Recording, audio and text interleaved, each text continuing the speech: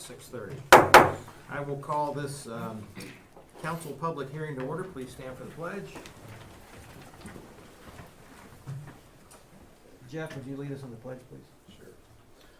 I pledge allegiance to the flag of the United States of America and to the republic for which it stands, one nation, under God, indivisible, with liberty and justice for all.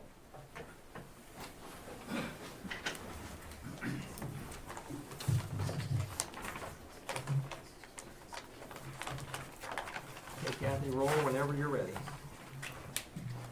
Carter. Walther. Here. Epperson. Here. Barstow. Here. Hampshire. Here. Hicken. Here. Lee. Here. Okay.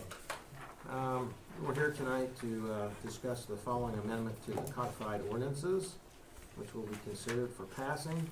An amendment creating, establishing, and adopting Chapter 1223, distressed properties of the codified ordinances of the city of Pataskala, Ohio. Scott, what do you got for me? Thank you, Mayor. So this will be on tonight's agenda as ordinance 2020-4358. As you mentioned, this would add chapter 1223 to the Pataskala Code for distressed property. So I'll do a quick summation of what this code amendment would entail. So the purpose in general for the distressed properties ordinance would be protect health, safety, and welfare, reduce potential for economic decline, protect aesthetic standards, and preserve and protect property values. This would be applicable, and there's a list here. This is the exact same applicability list that we have for the high grass and weed ordinance, so they mirror one another exactly. This would not apply to qualifying parcels that are actively going construction or repair. And this would be evidenced by having an active building and or zoning permit, or witnessing the property being actively progressing into being completion for the repair or the construction. So again, in general, the maintenance standards would have provisions to keep yards free of litter, maintain pools so as to not harbor mosquitoes. We have had issues with that in the past, and thankfully the property owner has been willing to work with us, but there was nothing codified to address that. Maintain exterior structure in good repair, and maintain exterior walking surfaces in good repair so as not to pose danger.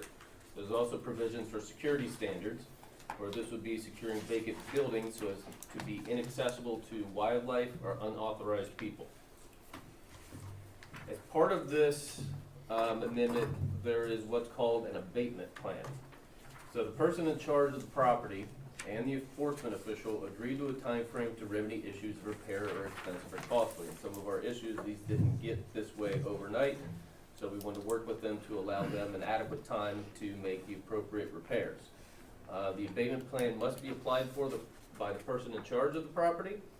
Extensions may be granted by the enforcement official if it's agreed upon. So if something happened, there was an issue, we can work with them to grant an extension for good cause shown.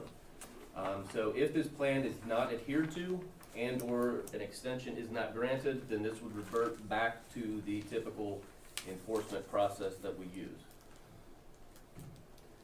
So the Buildings and Grounds Committee reviewed the draft regulations on November 12th of last year and recommended they proceed through the code enforcement process that same day.